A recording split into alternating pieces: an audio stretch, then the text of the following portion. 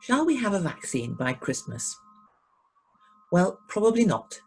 But there's been encouraging news this week about research developments in Oxford and elsewhere that make it more possible to hope that a vaccine may be on its way before too much longer. Clearly, there's still a very long road ahead, but just possibly there may be a flicker of light at the end of the tunnel. So, if there is a vaccine, will everything flip back to normal, to how it was before? The signs are that this is unlikely. People who have spent hours commuting are discovering that working from home saves them time and money. And we've all discovered the sheer beauty of a world with massively reduced pollution. We may find ourselves much more cautious about hygiene for years to come. I fervently hope that we find concrete ways of valuing those who do the hands-on work in our society, those who've kept us all going over recent months. And in our churches too, we've learned a great deal about new ways to reach out via online resources.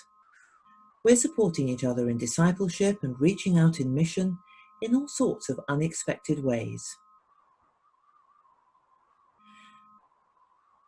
Perhaps the real challenge, if we are able to tame the virus, is to find ways of moving forward with the good and leaving behind the bad.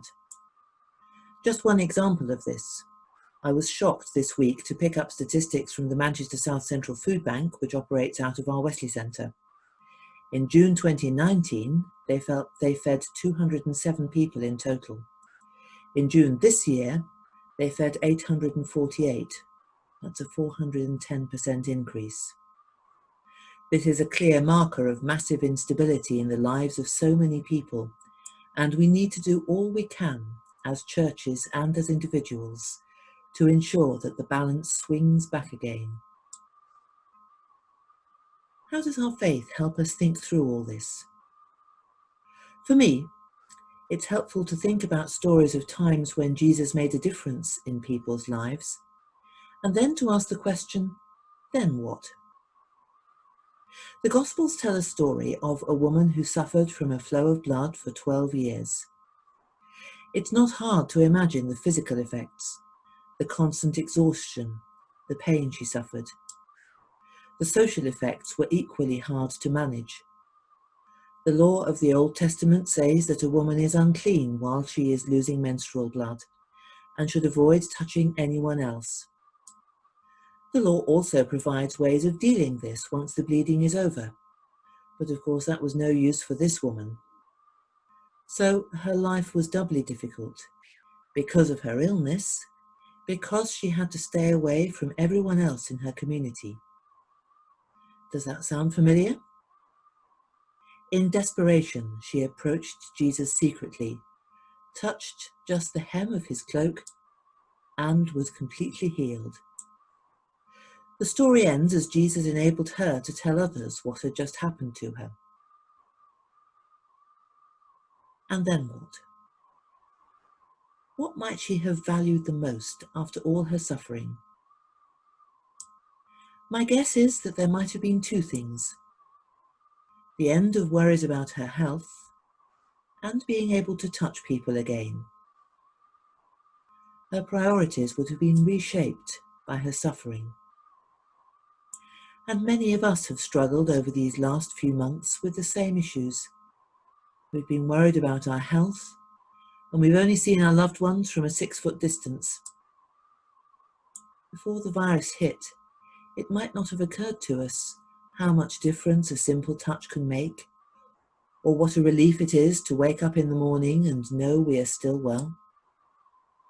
We've discovered what really matters to us over these last few months. As life moves on, with or without a vaccine, we need to pray for the grace to hold on to a renewed sense of where life finds its centre in God's simple gift to us. And we need to pray for the collective strength and wisdom to shape our society round this centre, so that we can find the balance we need to survive and thrive together. Here is a prayer for God's healing. O Lord, you are indeed the healer of all. We bring to you, Lord, our bodies, minds and spirits, hurting and broken by the violence, ills, trauma and cares of a world separated from you. Come to us now with your healing love. Give us the strength, health, wisdom and knowledge that we can only find through you.